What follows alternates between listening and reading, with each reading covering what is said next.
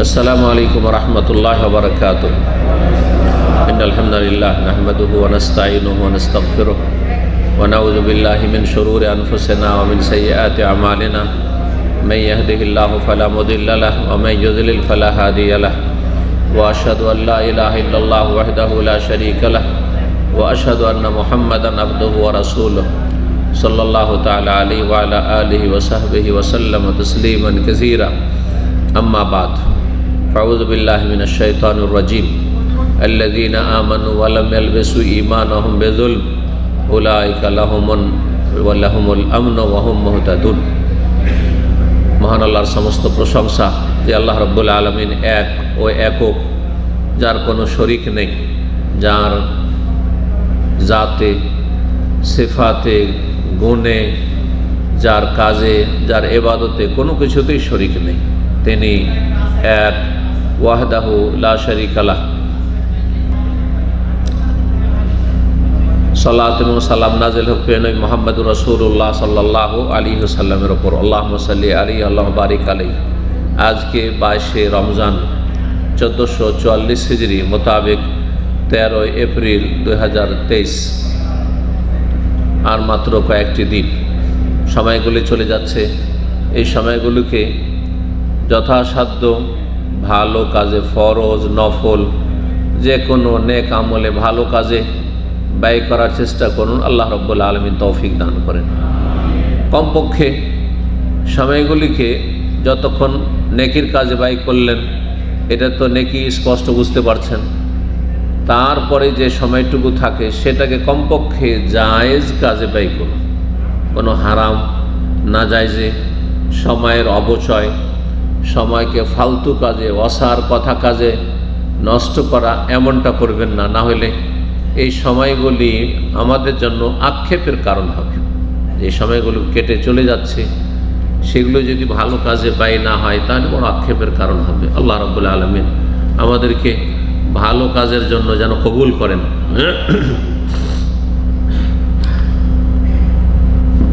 আল্লাহ রাব্বুল আলামিনের তৌহিদ সম্পর্কে আজকে আলোচনা করব এই অল্প সময়। তৌহিদ মানে আল্লাহর একত্ব।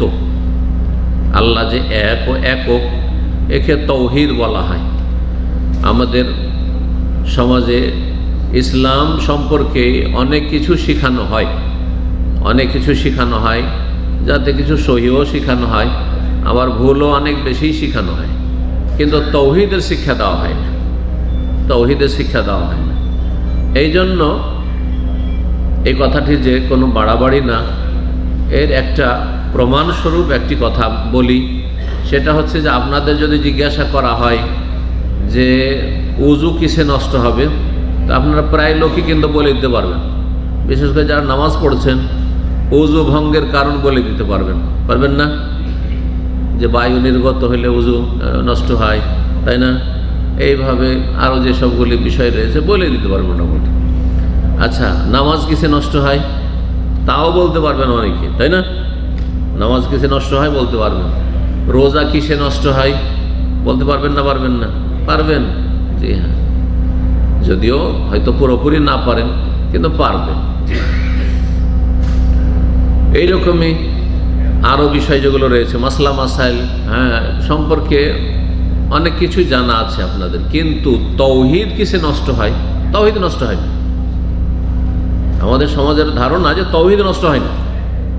নামাজ পড়তে পড়তে নামাজ নষ্ট হইতে পারে। নামাজের অবস্থায় কথা বলে নিলেন, নামাজের অবস্থায় কিছু খেয়ে নিলেন, নামাজের অবস্থায় এদিকে ওইদিকে তাকিয়ে দিলেন, নষ্ট হবে না? হবে না? এগুলো জানা আছে। কিন্তু তৌহিদ নষ্ট হয়। তৌহিদ আবার কিসে নষ্ট হবে? ঈমান কিসে আবার নষ্ট হয়ে যায়? ইসলাম আবার কিসে নষ্ট হয়ে যায়? আছি মুসলিমের সন্তান, বাপ মা মুসলিম, আমিও মুসলিম, মুসলিম বাস আছে, নষ্ট হয়। অথচ তৌহিদ নষ্ট কিসে হয়? লা ইলাহা ইল্লাল্লাহ কিসে নষ্ট হয়ে যায়, বরবাদ হয়ে যায়? ঈমান কিসে বরবাদ হয়ে যায়? ইসলাম কিসে নষ্ট হয়ে যায়? ঈমান ভঙ্গকারী বিষয় কি, ইসলাম ভঙ্গকারী বিষয় কি? এই বিষয়গুলি জানা অত্যন্ত জরুরি। কারণ ঈমানই যদি না থাকে তাহলে বাকি নামাজ, যাকাত, রোজা, হজ, ওমরা কিছুই কবুল হবে না। আগে ঈমান, আগে লা ইলাহা ইল্লাল্লাহ। এই জন্য তৌহিদ সম্পর্কে জ্ঞান অর্জন করা প্রথম ফরজ। তৌহিদ সম্পর্কে একদিন আমি ইঙ্গিত করেছি শিরকের আলোচনা করতে গিয়ে, তৌহিদ হচ্ছে সর্বপ্রথম ফরজ। একজন মানুষের ওপর প্রথম যে ফরজটি, মিথ্যা কথা বলিও না, চুরি করিও না, ডাকাতি করিও না, রোজা ছাড়িও না, না কুফরি করিও না, শিরিক করিও না। কোনটা আগে ফরজ? শিরক কুফরি করিও না। তাহলে কি করতে হবে? শিরক কুফরি না করলে এক আল্লাহর প্রতি ঈমান নিয়ে আসতে হবে। লা ইলাহা ইল্লাল্লাহ প্রথম ফরজ হচ্ছে লা ইলাহা ইল্লাল্লাহ, আল্লাহ ছাড়া কোনো সত্য মাবুদ নেই। এই কথা অন্তরে বিশ্বাস করে জবানে সাক্ষী দেওয়া, স্বীকৃতি দান করা, আর তারপরে সেই অনুযায়ী কাজ করা শুরু করা, আমল করা। ঈমান এই তিনটি বিষয়ের কিন্তু সমষ্টির নাম। আর তাসদীক বিল কলব, কলব দিয়ে অন্তর দিয়ে বিশ্বাস করা, আর আল ইকরার বিল লিসান, জবান দ্বারা অঙ্গীকার করা, স্বীকার করা, লা ইলাহা ইল্লাল্লাহ শাহাদাত পাঠ করা, আর ওয়াল আমাল বিল আরকান, শরীরে যত অঙ্গ প্রত্যঙ্গ রয়েছে সব দিয়ে আমল করা। আমল করা, যেই আমলে যে অঙ্গ প্রত্যঙ্গ লাগে, যেমন 5 ওয়াক্ত সালাত আদায় করার জন্য 7টি অঙ্গের উপরে সিজদা করতে হবে, ঠিক না? আমল করা।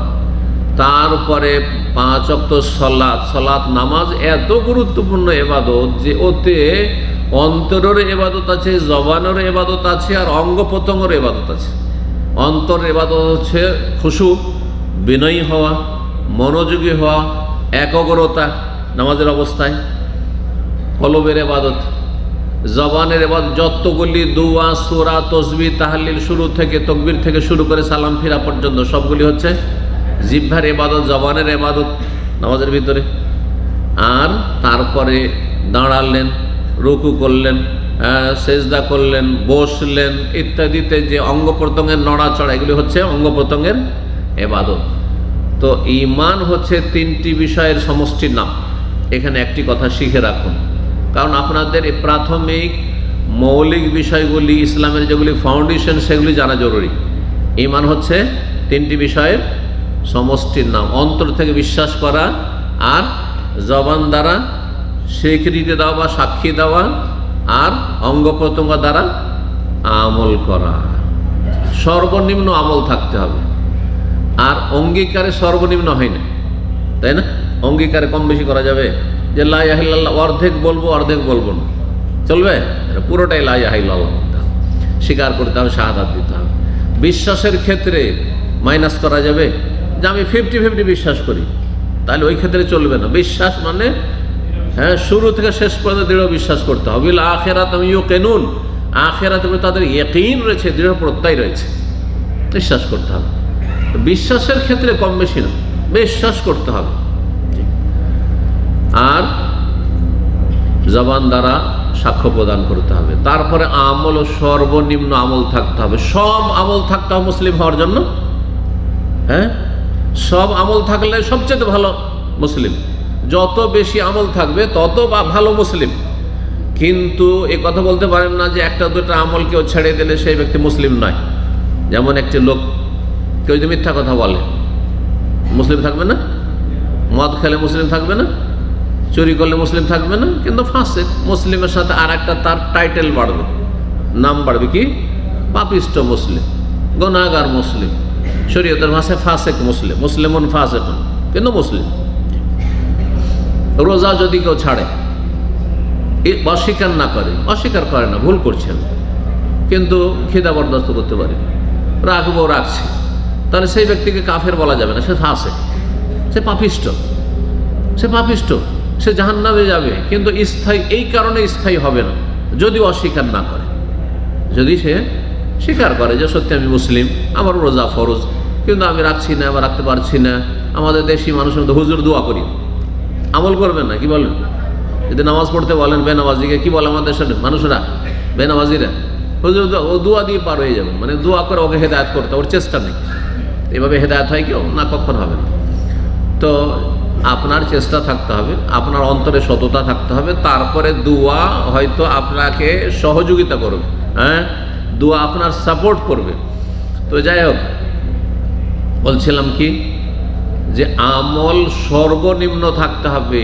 সবগুলি আমল যদি নাও থাকে, সর্বনিম্ন আমল ইসলাম টিকিয়ে রাখার জন্য হচ্ছে 5 ওয়াক্ত নামাজ। ওয়ালাইকুম আসসালাম। সর্বনিম্ন আমল হচ্ছে 5 ওয়াক্ত। তাহলে একটি লোক কালেমার সাক্ষ্য প্রদানের পরে, অন্তরে বিশ্বাসের পরে যদি 5 ওয়াক্ত নামাজ পড়ে, সে মুসলিম, আমাদের মুসলিম ভাই। চোর, ডাকাত আর মদখোর, সুদখোর, ঘুষখোর সবাই মুসলিম ভাই। কিন্তু এর আগে আমি যেমন বলেছি, সুস্থ ভাই আর রুগী ভাই। যারা পাপী তারা হচ্ছে অসুস্থ রুগী, আর যারা পাপমুক্ত তারা সুস্থ। সুস্থ ভাই আর কি রোগী ভাই। আপনার 5টা ভাই আছে, একটা ভাই খোঁড়া, একটা কানা, আর একটা আর কিছু, আর একটা টুন্ডা।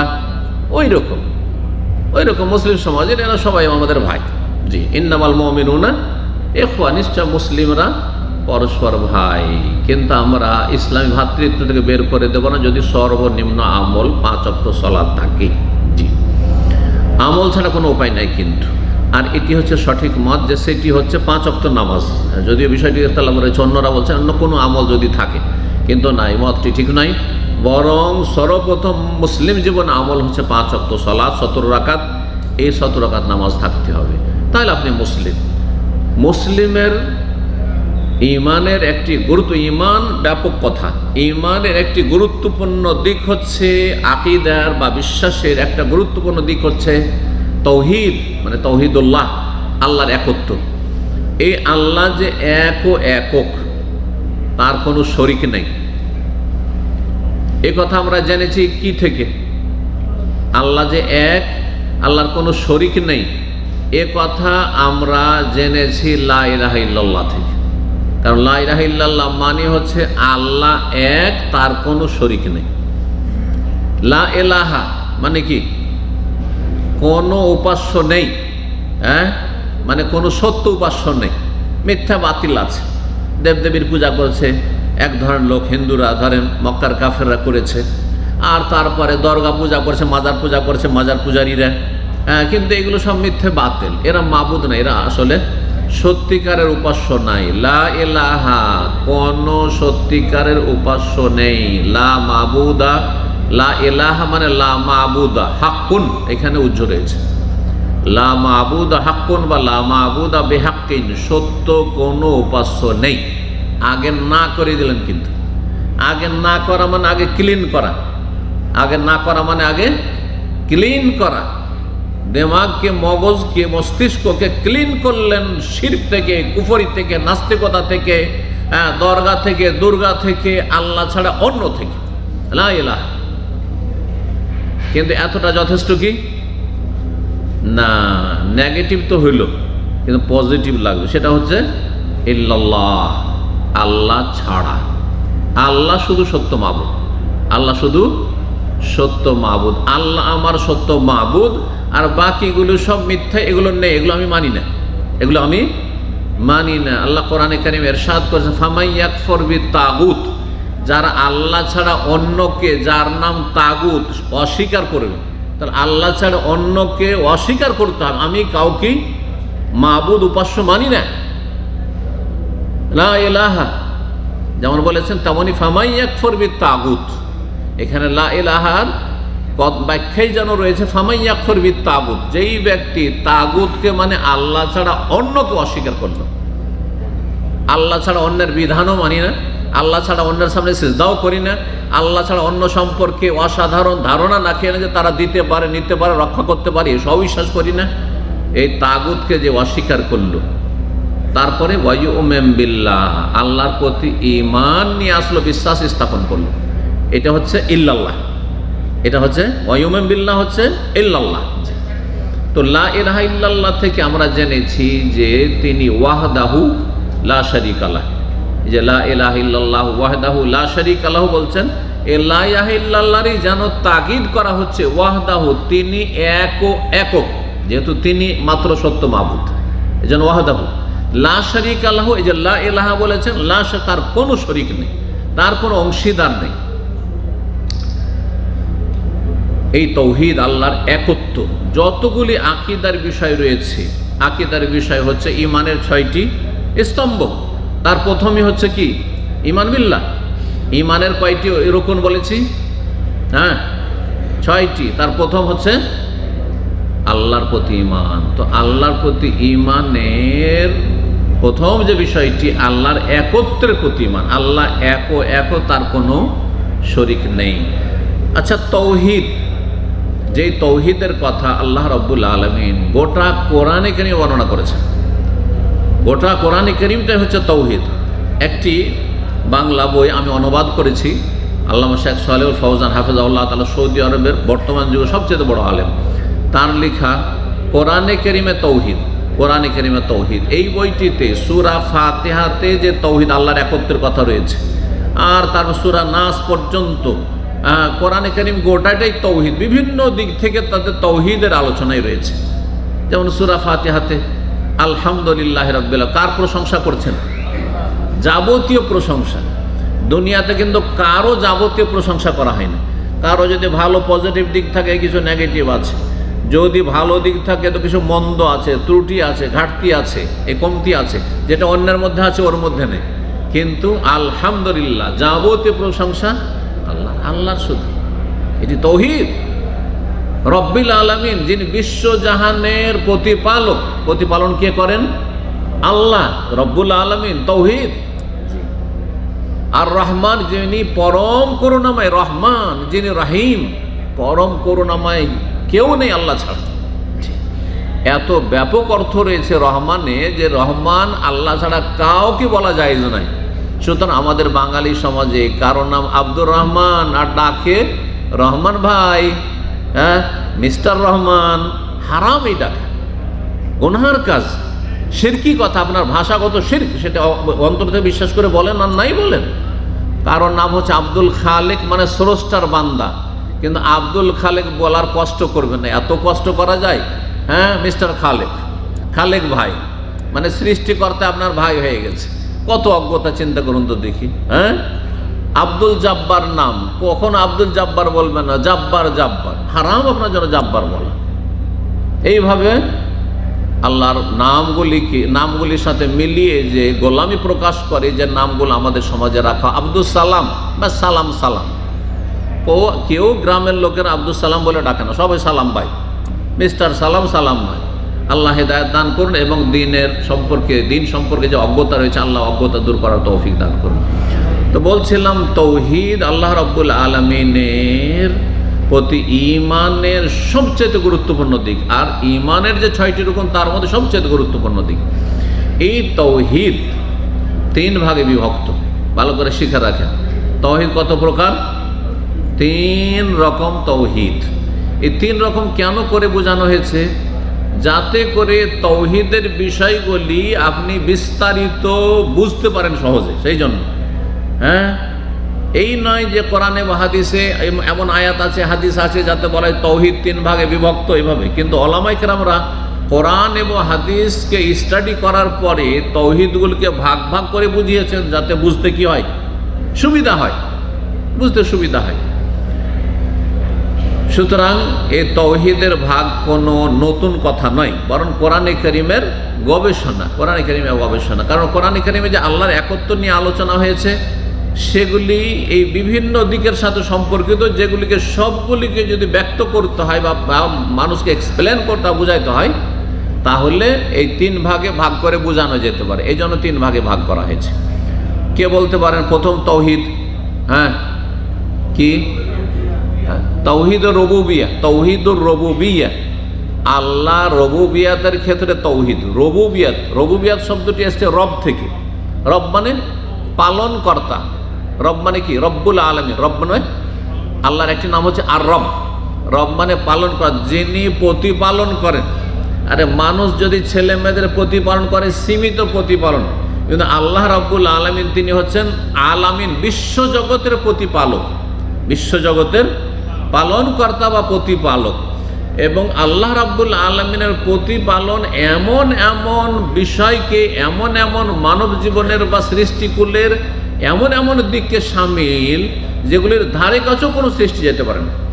যেমন একজন বাপ মা ছেলে মেয়েদের প্রতিপালন করে, কিন্তু কতটা করতে পারে? বাচ্চা ভূমিষ্ঠ হওয়ার পর তার পরিচর্যা করা, খাওয়া দাওয়ার খেয়াল রাখা, চিকিৎসার খেয়াল রাখা, সুস্থতা ইত্যাদি, তাই না? যাতে করে সুস্থ হয়ে বড় হয়।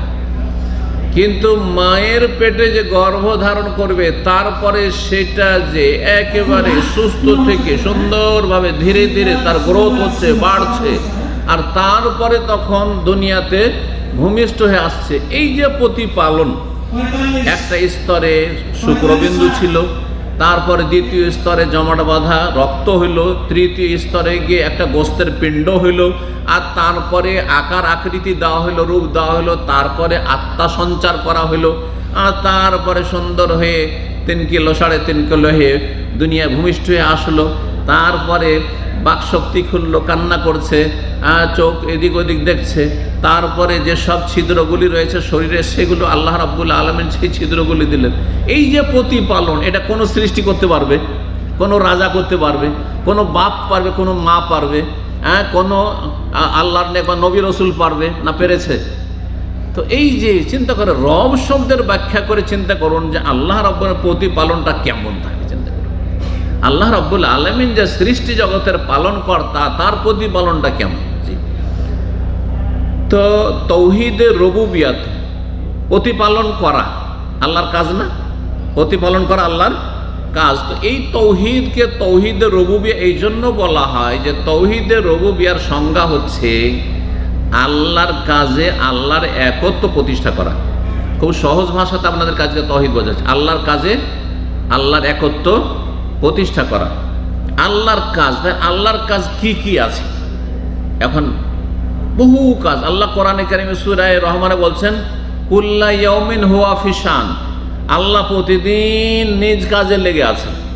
কুল্লা ইয়াউমিন, প্রতিদিন আল্লাহ ফি শান, তার কাজে, গুরুত্বপূর্ণ কাজে লেগে আছেন আল্লাহ রাব্বুল আলামিন। আরে আমার কাজ আপনার কাজ কত সীমিত, 2-4টা কাজ, পারিবারিক কাজ, অফিসিয়াল কাজ, আর কিছু আর কাজ আছে, এই সব কাজ কাম করে শেষ, ব্যাস। আল্লাহ রাব্বুল আলামিন, সুবহানাল্লাহ, হ্যাঁ আল্লাহ রাব্বুল আলামিনের কাজ 2-4টি উদাহরণ দিই। জীবন দেওয়া কার কাজ? আল্লাহ ছাড়া আর কেউ দিতে পারে? একমাত্র আল্লাহর কাজ হচ্ছে হায়াত দেওয়া। মরণ দেওয়া কার কাজ? আল্লাহর কাজ। প্রতিদিন কত লোককে, কত সৃষ্টিকে, শুধু মানুষকে না, কত সৃষ্টিকুলকে আল্লাহ প্রাণ দিচ্ছেন, ভূমিষ্ঠ হচ্ছে, এটা আল্লাহর কাজ। কত সৃষ্টিকুল পৃথিবী থেকে বিদায় নিচ্ছে, মারা যাচ্ছে, কার কাজ এগুলো? আল্লাহর কাজ। তাহলে হায়াত মওত দেওয়া এটা আল্লাহর কাজ। এতে আল্লাহর একত্ব, আল্লাহর কাজে একত্ব প্রতিষ্ঠা করা। তার মানে আপনি কারো হায়াত মওতের ক্ষেত্রে এই ধারণা রাখতে পারেন না যে আল্লাহ ছাড়াও কেউ হায়াত মওত দিতে পারে। তাহলে এই আকীদা যদি আপনার জানা থাকে, আপনি কি মাজারে ছেলে মেয়ে চাইতে যাবেন? যাবেন? কখনো যাবেন না। কারণ ছেলে মেয়ে চাইতে যাবেন এই বিশ্বাস নেই যে সে দিতে পারে, তার মানে কাউকে হায়াত দিতে পারে, তাই না? তো আপনি তো আগে থেকে তৌহিদ জানা আছে যে হায়াত মওতের মালিক আল্লাহ, তাহলে আমি কি করে এই পীরের কাছে চাইতে যাবো? ও তো হায়াত মওতের মালিক না। হ্যাঁ, আমাকে ছেলেও দিতে পারে না, মেয়ে দিতে পারে, কাউকে হায়াতও দিতে পারে না, মরণও দিতে পারে না। ও তো আল্লাহ, একমাত্র আল্লাহর কাজ ওঠে। তৌহিদের রুবুবিয়ত যদি জানা থাকতো তাহলে কেউ মাজারে ছেলে মেয়ে চাইতে যেত না। কথা ঠিক কিনা? আল্লাহর একটি কাজ হচ্ছে রোগ দেওয়া। রোগ দেওয়া কার কাজ? না আর কেউ দিতে পারে? আমাকে আল্লাহ ছাড়া কেউ অসুস্থ করতে পারে? হ্যাঁ, কেউ পারে না, একমাত্র আল্লাহ। রোগ দেওয়া কার কাজ? আল্লাহর কাজ। আচ্ছা, রোগ ভালো করা কার কাজ? ইব্রাহিম আলাইহিস সালাম বলছেন, ওয়াইজা মারিজতু ফাহুয়া ইয়াশফি, আমি যখন অসুস্থ হয়ে যাই তখন তিনি আল্লাহ আমাকে শিফা দান করেন, আরোগ্য দান করেন। আরোগ্য দান করা কার কাজ? রোগ ভালো করা যখন আল্লাহর কাজ, রোগ ভালো হয় না, জটিল রোগ, অনেক ডাক্তার দেখালেন, কবিরাজ দেখালেন, কোনো কিছু হচ্ছে না, সব রকম ডাক্তার ফেল, তখন মাজারে যাচ্ছেন। আপনার তৌহিদের জ্ঞান থাকলে মাজারে যাবেন, কারণ আপনার তৌহিদে জানা আছে যে রোগ ভালো করা কার কাজ? আল্লাহর কাজ। এটা জিলানিরও কাজ না, এটা চিস্তিরও কাজ না, এটা শাহজালালের কাজ না, এটা শাহপুরানের কাজ না, কোনো নবী রসুলের কাজ না। হ্যাঁ, যে আমি মদিনায় চলে যাব, দিয়ে রসুল্লাহ সাহেব বললো যে আর রাসূলুল্লাহ ইশফিনি, আমাকে আমার রোগটা ভালো করে দেন, বলবেন? কারণ এটা নবীরও কাজ না, এটা নবীর কাজ নয়। কারণ আপনি তৌহিদের জ্ঞান হাসিল করেছেন, কিন্তু তৌহিদের জ্ঞান না থাকার কারণে, তৌহিদের সিলেবাস না থাকার কারণে আমাদের ভারত, বাংলাদেশ, পাকিস্তান অধিকাংশ মানুষ যখনই বালা মুসিবত আসে, যখনই বিপদ আপদ আসে, যখনই দুর্দিন আসে, তখনই ছুটে যায় ওই মরা মানুষের কাছে। তৌহিদের জ্ঞান থাকলে কখনো যেত না। রুজি দেওয়া কার কাজ? হ্যাঁ, ওয়াল্লাহু ইয়াকবিযু ওয়া ইয়াবসুতু ওয়া ইলাইহি তুরজাউ। আল্লাহ রুজিকে ইয়াকবিযু সংকুচিত করেন। 5000 রিয়ালের স্যালারি ছিল, হঠাৎ করে চাকরি চলে গেল। কে করলেন? আল্লাহ। আল্লাহর হাতে চাবিকাঠি। ওয়া ইয়াবসুতু সম্প্রসারিত করেন।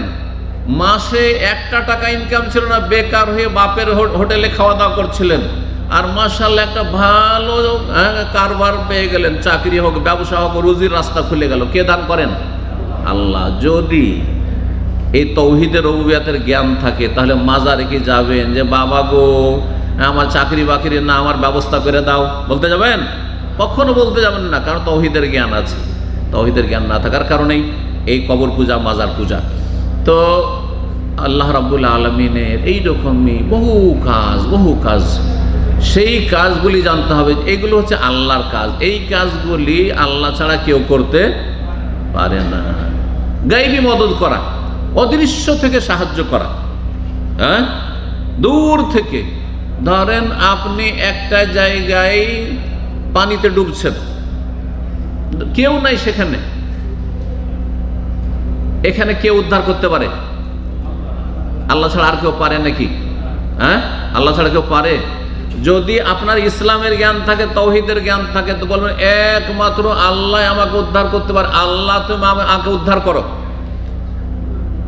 যারা ভূমিকম্পে ফেসেছেন, যে ভূমিকম্প হইল আর বিল্ডিং ধসে গেছে কিন্তু প্রাণ যায়নি, বিল্ডিং ধসে পড়েছে, বিল্ডিংয়ের মধ্যে এক জায়গাতে খোলা জায়গাতে জানটা বেঁচে আছে, সপ্তাহ পর 10 দিন পরও মানুষকে বের করা হয়েছে না হয়নি?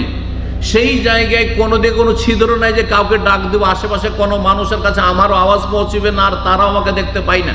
আল্লাহ না করে এমনটা আমাদের হয়। আল্লাহ যেন বালা মুসিবত থেকে হেফাজত করেন আপনাদের সকলে, আমাদের।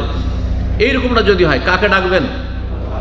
যদি তৌহিদের জ্ঞান থাকে, গায়েব থেকে উদ্ধার করাও, আপনার সম্পর্কে জেনে নেওয়া যে অমুক জায়গায় ওই ব্যক্তি ফেসে আছে আর তাকে উদ্ধার করতে হবে সেখান থেকে, এই কাজটি কার?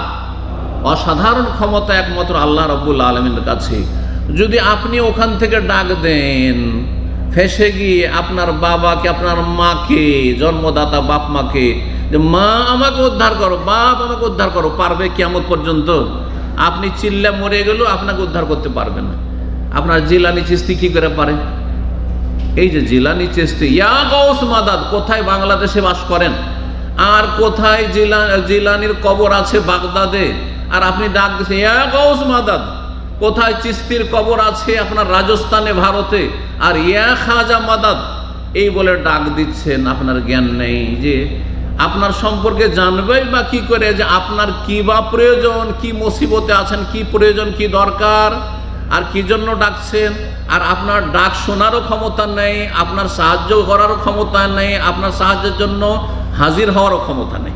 কি করে ডাকছেন তাহলে? আল্লাহর হকগুলি সেই মরা ব্যক্তিকে দিয়ে দিলেন না আপনি, তাহলে আপনি শিরিক করলেন না? এর নাম হচ্ছে বড় শিরিক। এতে ঈমান নষ্ট হয়ে যায়। আর এর বিপরীত না, অদৃশ্য সম্পর্কে আল্লাহ ছাড়া কেউ জানে না। আলেমুল গায়ব একমাত্র আল্লাহ, গায়েবের খবর আল্লাহ ছাড়া কেউ জানেন না। সুতরাং আমার এই অবস্থা যে হয়েছে, এটা আল্লাহ ছাড়া কেউ খবর রাখে না। নবী রসুলও খবর রাখে না, জিলানি চিশতিও খবর রাখে না, আবু হানিফা শাফিও খবর রাখে না, যেমন আমার বাপ মা খবর রাখে না। বাপ মা জীবিত তারাই যখন খবর রাখে না যে আপনি কোথায় ফেঁসে আছেন বালা মুসিবতে দূরে, তো যারা মৃত তারা বা কি করে খবর রাখে? এইসব শিরকি আকীদা আমাদের সমাজে এই জন্য এসেছে যে মানুষের তৌহিদ সম্পর্কে জ্ঞান নেই। তৌহিদ ও রুবুবিয়ার কথা বলছিলাম। তৌহিদ ও রুবুবিয়ার সংজ্ঞা আবার বলছি, আল্লাহর কাজে আল্লাহর একত্ব প্রতিষ্ঠা করা, অন্তরে একত্ব বিশ্বাস করা, এই একত্বের আপনার তৌহিদের স্বীকৃতি দান করা এবং সে অনুযায়ী জীবন গড়া, যে আমার জীবনে আল্লাহর একত্ব থাকবে, শিরক কোনো স্থান পাবে না। আল্লাহর কাজে আল্লাহ এক ও একক, এ কথা প্রতিষ্ঠা করবেন। 2 নম্বর হচ্ছে তৌহিদুল উলুহিয়া বা তৌহিদুল ইবাদা, একই কথা। তৌহিদুল ইবাদা, উলুহিয়াত মানে ইবাদত করা, এই জন্য তৌহিদুল উলুহিয়া বা তৌহিদুল ইবাদা, আল্লাহ একমাত্র এলাহ, মাবুদ, সত্য উপাস্য, আল্লাহ ছাড়া কোনো সত্য উপাস্য নেই। এর সংজ্ঞা কি? তৌহিদুল ইবাদা বা তৌহিদুল উলুহিয়াতের সংজ্ঞা হচ্ছে যে বান্দার কাজে আল্লাহর একত্ব প্রতিষ্ঠা করা। আমার যতগুলি ইবাদত বন্দেগী, এতে আমি আল্লাহর একত্ব প্রতিষ্ঠা করব। আমার ইবাদত হচ্ছে লা ইলাহা ইল্লাল্লাহ পড়া, কালেমা পড়া, জিকির, লা ইলাহা ইল্লাল্লাহ জিকির। কার জিকির করবেন? আল্লাহ। না রসুলের জিকির করবেন? তাহলে আমি রসুলের জিকির করব না, ঠিক আছে।